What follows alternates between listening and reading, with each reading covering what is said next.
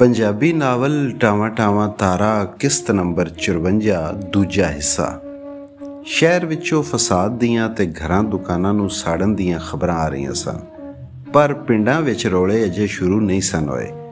ਕੁਝ ਚਿਰ ਤੋਂ ਵੱਡੇ ਪਿੰਡ ਸ਼ਹਿਰੋਂ ਬਹੁਤੀਆਂ ਲਾਰੀਆਂ ਆਉਣ ਲੱਗ ਪਈਆਂ ਸਨ, ਜਿਨ੍ਹਾਂ ਉੱਤੇ ਲਾਊਡ ਸਪੀਕਰ ਲੱਗੇ ਹੁੰਦੇ। ਲਾਰੀ ਵਿੱਚ ਆਉਣ ਵਾਲੇ ਮੁਸਲਮਾਨ, ਸਿੱਖ ਜਾਂ ਹਿੰਦੂ ਲੀਡਰ ਤੇ ਪਾਰਟੀ ਵਰਕਰ ਤਕਰੀਰਾਂ ਤੇ ਐਲਾਨ ਕਰਦੇ, ਨਾਅਰੇ ਲਾਉਂਦੇ ਲਗਵਾਉਂਦੇ ਤੇ ਹਿੰਦੁਸਤਾਨ ਦੀ ਵੰਡ ਬਾਰੇ ਦੱਸਦੇ। ਹੌਲੀ ਹੌਲੀ ਸਾਰੇ ਲੋਕੀ ਇਸ ਵੰਡ ਤੋਂ ਵਾਕਿਫ ਹੋ ਗਏ ਸਨ। ਸਿੱਖਾਂ ਨੂੰ ਵੀ ਹਿੰਦੂਆਂ ਦਾ ਇੱਕ ਫਿਰਕਾ ਤੇ ਕਾਫਰ ਹੀ ਸਮਝਿਆ ਜਾਂਦਾ ਸੀ, ਪਰ ਉਹ ਰੱਬ ਨੂੰ ਇੱਕ ਮੰਨਣ ਵਾਲੇ ਸਨ, ਇਸ ਲਈ ਖੁਰੇ ਕੁਝ ਘੱਟ ਕਾਫਰ ਸਨ। ਬੰਦੇ ਗਵੇੜ ਕਰਦੇ ਭਈ ਜਦੋਂ ਦੋਵੇਂ ਕੌਮਾਂ ਹਿੰਦੂ ਤੇ ਸਿੱਖ ਹਿੰਦੁਸਤਾਨ ਟੁਰ ਗਏ ਤੇ ਉਹਨਾਂ ਦੀਆਂ ਹੱਡੀਆਂ, ਕਾਰੋਬਾਰ ਤੇ ਜ਼ਮੀਨਾਂ ਕਿੱਦੇ ਹੱਥ ਆਉਣਗੀਆਂ।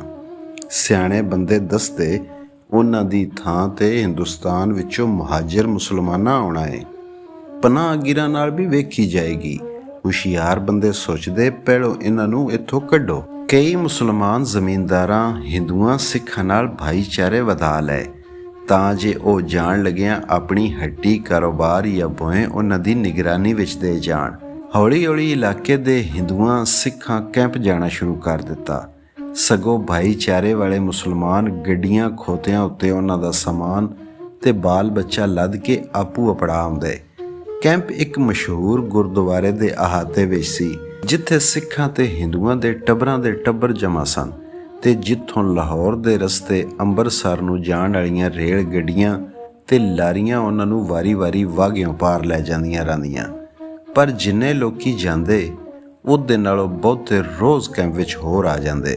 ਕੈਂਪ ਕੋਲੋਂ ਵੱਡੀ ਨਹਿਰ ਲੰਘਦੀ ਸੀ, ਉਹਦੀ ਪਟੜੀਓਂ ਪਟੜੀ ਦੁਰਾਡੇ ਪਿੰਡਾਂ ਵਿੱਚੋਂ ਪੈਦਲ ਤੇ ਸਵਾਰ ਕਾਫਲੇ ਆਉਂਦੇ ਰਹਿੰਦੇ। ਬਾਜ਼ੇ ਪਿੰਡਾਂ ਵਿੱਚ ਅਜੇ ਵੀ ਸਿੱਖ ਬੈਠੇ ਹੋ ਸਨ ਤੇ ਆਪਣੀਆਂ ਜੱਦੀ ਪੁਸ਼ਤੀ ਜ਼ਮੀਨਾਂ ਛੱਡਣਾ ਨਹੀਂ ਚਾਹੁੰਦੇ ਸਨ, ਪਰ ਚੁਫੇਰੇ ਦੇ ਪਿੰਡਾਂ ਦੇ ਮੁਸਲਮਾਨ ਚਾਹੁੰਦੇ ਸਨ ਉਹ ਛੇਤੀ ਤੋਂ ਛੇਤੀ ਪਿੰਡ ਖਾਲੀ ਕਰ ਦੇਵਣ। ਸਿੱਖਾਂ ਆਪਣੇ ਜੱਥੇ ਬਣਾ ਲਏ ਹੋਏ ਸਨ, ਜਿਹੜੇ ਜਾਣ ਵਾਲਿਆਂ ਨੂੰ ਆਪਣੀ ਨਿਗਰਾਨੀ ਵਿੱਚ ਕੈਂਪ ਅਪੜਾਉਂਦੇ ਤੇ ਉਹਨਾਂ ਦੀ, ਜਿਨ੍ਹਾਂ ਦੀ ਅਜੇ ਜਾਣ ਦੀ ਕੋਈ ਸਲਾਹ ਨਹੀਂ ਸੀ, ਹਿਫਾਜ਼ਤ ਕਰਦੇ ਸਨ। ਜੱਥੇ ਵਾਲਿਆਂ ਕੋਲ ਬਲਮਾਂ, ਬੰਦੂਕਾਂ ਤੇ ਕਿਰਪਾਨਾਂ ਹੁੰਦੀਆਂ। ਉਹਨਾਂ ਬਾਰੇ ਇਹ ਅਫਵਾਹਾਂ ਵੀ ਹਰ ਪਿੰਡ ਵਿੱਚ ਅਪੜਦੀਆਂ ਪਈ ਉਹ ਮੁਸਲਮਾਨਾਂ ਦੇ ਕਿਸੇ ਪਿੰਡ ਤੇ ਹੱਲਾ ਬੋਲਣ ਲਈ ਆ ਰਹੇ ਨੇ। ਇਹ ਅਫਵਾਹਾਂ ਪਤਾ ਨਹੀਂ ਕੌਣ ਛੱਡਦਾ ਸੀ, ਪਰ ਸਿੱਟਾ ਇਹ ਨਿਕਲਿਆ ਮੁਸਲਮਾਨਾਂ ਰੱਛ ਬਣਾਉਣੇ ਸ਼ੁਰੂ ਕਰ ਦਿੱਤੇ। ਪਿੰਡਾਂ ਦੇ ਸਾਰੇ ਲੁਹਾਰ ਛਵੀਆਂ, ਬਲਮਾਂ ਤੇ ਟਕਵੇ ਬਣਾਉਣ ਲੱਗ ਪਏ।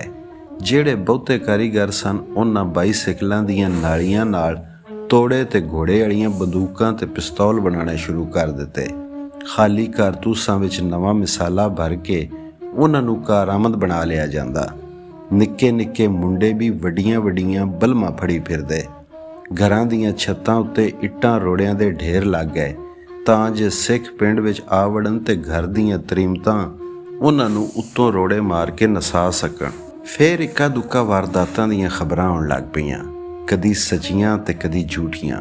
ਫਲਾਣੇ ਪਿੰਡ ਸਿੱਖਾਂ ਤੇ ਮੁਸਲਮਾਨਾਂ ਦੀ ਲੜਾਈ ਹੋ ਗਈ ਏ ਤੇ ਸਿੱਖਾਂ ਇੰਨੇ ਬੰਦੇ ਮਾਰ ਛੱਡੇ ਨੇ, ਜਾਂ ਮੁਸਲਮਾਨਾਂ ਉਹਨਾਂ ਨੂੰ ਮਾਰ ਕੁੱਟ ਕੇ ਪਿੰਡੋਂ ਕੱਢ ਛੱਡਿਆ ਏ।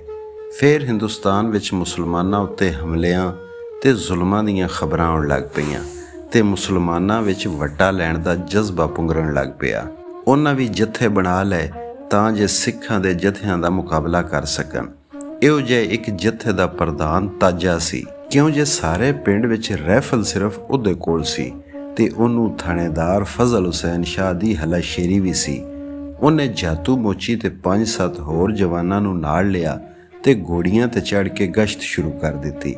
ਲੋਕੀ ਸਮਝਦੇ ਪਈ ਉਹਨਾਂ ਦੀ ਹਿਫਾਜ਼ਤ ਕਰ ਰਹੇ ਨੇ, ਪਰ ਉਹ ਲੁੱਟ ਮਾਰ ਕਰਦੇ, ਅੱਗਾਂ ਲਾਉਂਦੇ, ਸਿੱਖਾਂ ਤੇ ਹਿੰਦੂਆਂ ਨੂੰ ਉਹਨਾਂ ਦੇ ਪਿੰਡਾਂ ਤੇ ਘਰਾਂ ਵਿੱਚੋਂ ਕੱਢਣ ਵਿੱਚ ਅਗੇਰੇ ਹੁੰਦੇ।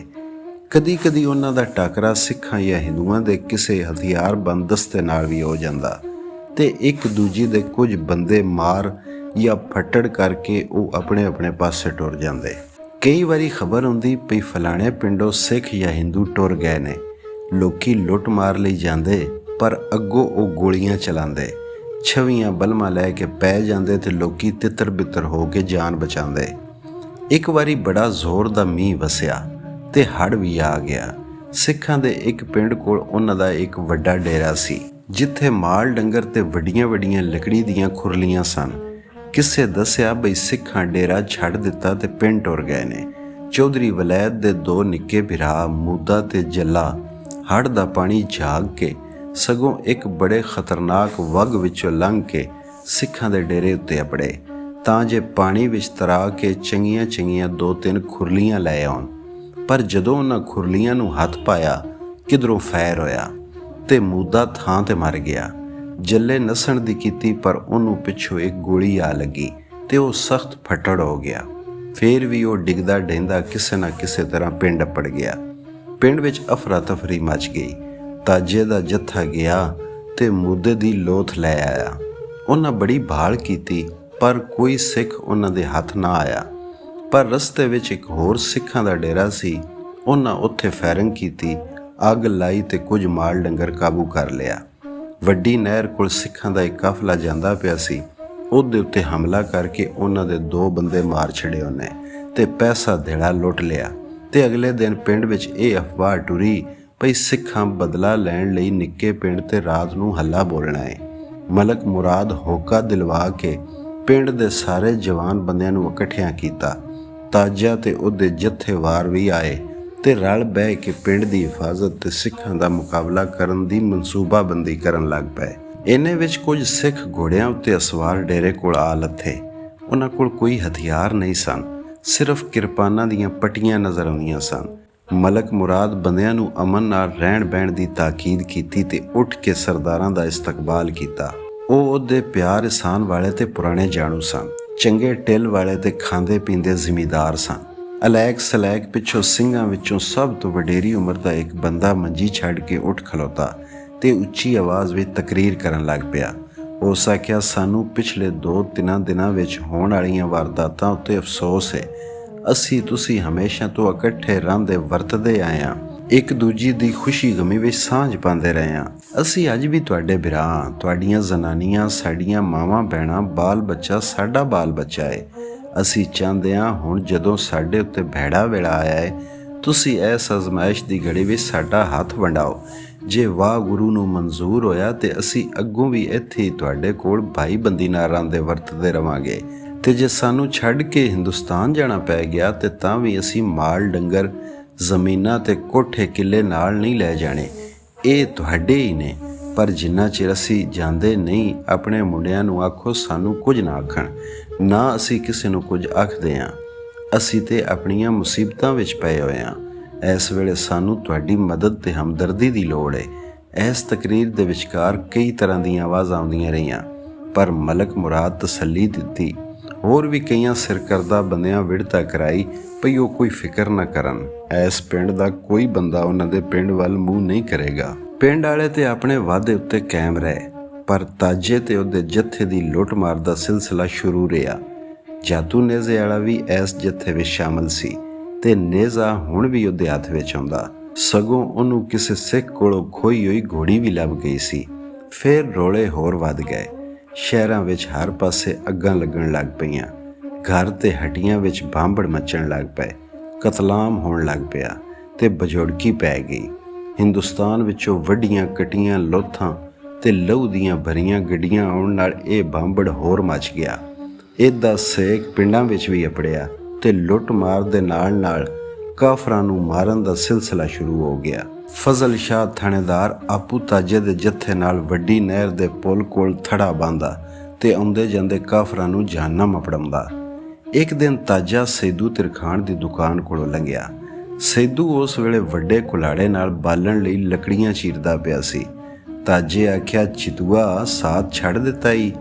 ਅਸੀਂ ਕਾਫਰਾਂ ਦੇ ਡਕਰੇ ਕਰਦੇ ਫਿਰਦੇ ਹਾਂ, ਤੂੰ ਅਜੇ ਲੱਕੜੀਆਂ ਹੀ ਪਾੜਦਾ ਪਿਆ ਹੈ।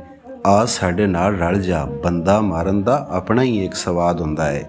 ਸੈਦੂ ਆਖਿਆ, ਯਾਰਾ ਦਿਲ ਤੇ ਬੜਾ ਕਰਦਾ ਹੈ ਕਿਸੇ ਕਾਫਰ ਨੂੰ ਆਪਣੇ ਹੱਥਾਂ ਨਾਲ ਵੱਢਾਂ ਚੀਰਾਂ, ਪਰ ਕੇ ਤਾਜੇ ਆਖਿਆ, ਰਾਤੀ ਵਾੜੇ ਵਿੱਚ ਆ ਜਾਈਂ, ਮੂੰਹ ਹਨੇਰੇ ਨਿਕਲਣਾ ਹੈ। ਇਸ ਤਰ੍ਹਾਂ ਸੈਦੂ ਵੀ ਜੱਥੇ ਵਿੱਚ ਸ਼ਾਮਲ ਹੋ ਗਿਆ।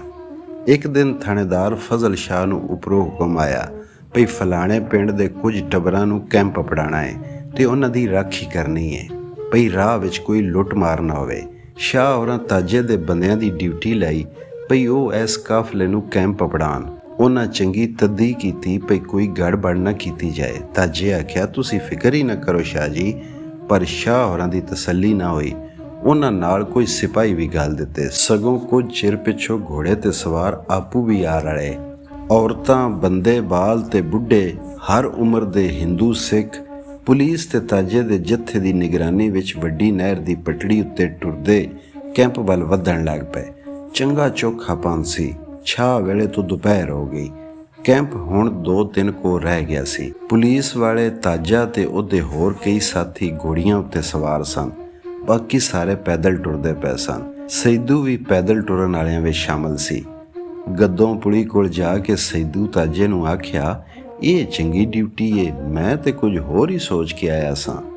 ਤਾਜੇ ਹੱਸ ਕੇ ਉਹਦੇ ਵੱਲ ਵੇਖਿਆ ਤੇ ਪਿੱਛੇ ਰਹਿ ਗਏ ਲਿੰਗਾਂਦੇ ਹੋਏ ਇੱਕ ਬੁੱਢੜੇ ਵੱਲ ਇਸ਼ਾਰਾ ਕੀਤਾ। ਸੈਦੂ ਸਮਝ ਗਿਆ ਤੇ ਕੁਝ ਚਿਰ ਪਿੱਛੋਂ ਜਦੋਂ ਕਾਫਲੇ ਤੋਂ ਵਿਛੜਿਆ ਹੋਇਆ ਬੰਦਾ ਹੋਰ ਪਿੱਛੇ ਰਹਿ ਗਿਆ, ਉਹ ਵਟਵਾਣੀ ਕਰਨ ਦੇ ਬਹਾਨੇ ਪਟੜੀ ਦੇ ਨਾਲ ਦੀਆਂ ਸਰੂਟਾਂ ਵਿੱਚ ਲੁਕ ਗਿਆ।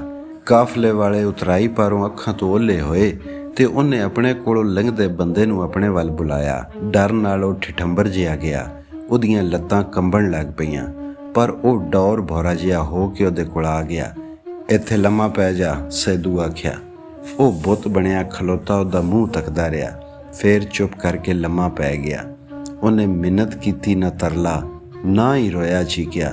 ਸਿਰ ਪਿੱਛੇ ਕਰ, ਸੈਦੂ ਹੁਕਮ ਦਿੱਤਾ। ਗਰਦਨ ਅੱਗੇ। ਉਹਨੇ ਸਿਰ ਪਿੱਛੇ ਕੀਤਾ, ਗਰਦਨ ਅੱਗੇ, ਤੇ ਸੈਦੂ ਡੱਬ ਵਿੱਚੋਂ ਛੁਰੀ ਕੱਢ ਕੇ ਉਹਦੇ ਗਲ ਉੱਤੇ ਫੇਰ ਦਿੱਤੀ। ਉਹਨੇ ਹਾਏ ਵਾਏ ਕੀਤੀ, ਨਾ ਹੀ ਤੜਫਿਆ, ਚੁੱਪ ਕਰਕੇ ਜ਼ਬਾ ਹੋ ਗਿਆ। ਸੈਦੂ ਨੂੰ ਉਹਦੇ ਕੋਲੋਂ ਡਰ ਜਿਹਾ ਆਉਣ ਲੱਗ ਪਿਆ। ਇਹ ਕਿਹੋ ਜਿਹਾ ਬੰਦਾ ਸੀ? ਬੰਦਾ ਹੀ ਸੀ ਨਾ। ਉਹ ਤੇ ਇੰਜ ਜਾਪਦਾ ਸੀ ਜਿਵੇਂ ਪਹਿਲੋਂ ਹੀ ਮੋਇਆ ਹੋਇਆ ਸੀ।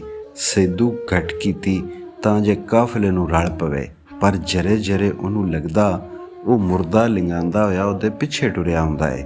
ਉਹ ਪਰਤ ਕੇ ਵੇਖਦਾ। ਉਹਨੂੰ ਚੇਤਾ ਹੁੰਦਾ ਵੀ ਜਦੋਂ ਉਹ ਕਾਫਲੇ ਤੋਂ ਪਿੱਛੋਂ ਰਹਿ ਗਿਆ ਸੀ, ਕਿਸੇ ਵੀ ਉਹਦੀ ਖੈਰ ਖਬਰ ਨਹੀਂ ਲਈ ਸੀ।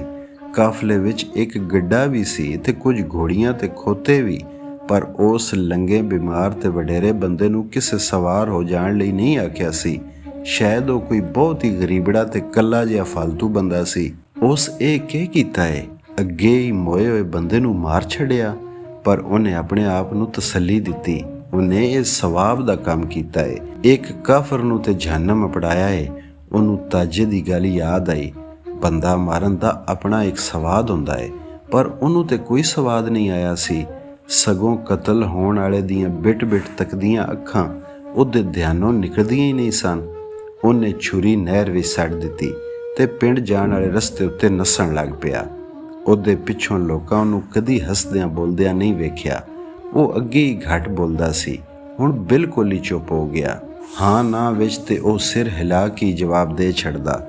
ਕੋਈ ਬਹੁਤ ਜ਼ਰੂਰੀ ਗੱਲ ਜਾਂ ਬੰਦਾ ਹੁੰਦਾ ਤੇ ਥੋੜ੍ਹੇ ਜਿਹੇ ਚੋਣਵੇਂ ਲਫ਼ਜ਼ ਬੋਲਦਾ ਤੇ ਸਿਰਫ ਮਤਲਬ ਦੀ ਗੱਲ ਕਰਦਾ। ਇੱਕ ਹੋਰ ਤਬਦੀਲੀ ਵੀ ਆਈ। ਉਹਨੇ ਨਮਾਜ਼ ਪੜ੍ਹਨੀ ਸ਼ੁਰੂ ਕਰ ਦਿੱਤੀ, ਪਰ ਲੱਗਦਾ ਜਿਵੇਂ ਉਹ ਵੀ ਲੋਕਾਂ ਕੋਲੋਂ ਲੁਕ ਕੇ ਪੜ੍ਹਦਾ ਹੋਵੇ। ਜਮਾਤ ਨਾਲ ਕਦੀ ਨਾ ਰਲਦਾ। ਲੋਕੀ ਨਮਾਜ਼ ਪੜ੍ਹ ਕੇ ਜਾ ਰਹੇ ਹੁੰਦੇ ਤੇ ਉਹ ਵੁਜ਼ੂ ਕਰਦਾ ਦਿਸਦਾ। ਇਸ਼ਾ ਦੀ ਨਮਾਜ਼ ਤੇ ਹੋਰ ਵੀ ਚਿਰ ਨਾਲ ਪੜ੍ਹਦਾ। ਮਸਜਿਦ ਦੇ ਦੀਵੇ ਬੁਝ ਗਏ ਹੁੰਦੇ ਤੇ ਉਹ ਹਨੇਰੇ ਵਿੱਚ ਹੀ ਨਮਾਜ਼ ਪੜ੍ਹਦਾ ਰਹਿੰਦਾ। ਉਹਨੇ ਕਤਲ ਦੀ ਉਸ ਵਾਰਦਾਤ ਦਾ ਕਿਸੇ ਨਾਲ ਵੀ ਜ਼ਿਕਰ ਨਹੀਂ ਕੀਤਾ ਸੀ।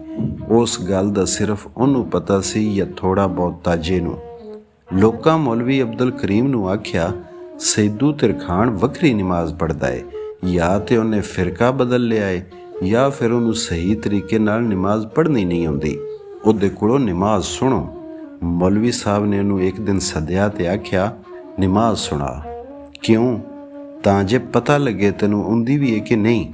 ਜਿਵੇਂ ਦੀ ਵੀ ਆਉਂਦੀ ਏ, ਇਹ ਮੇਰਾ ਤੇ ਰੱਬ ਦਾ ਮਾਮਲਾ ਹੈ, ਤੁਹਾਨੂੰ ਕਿਉਂ ਸੁਣਾਵਾਂ।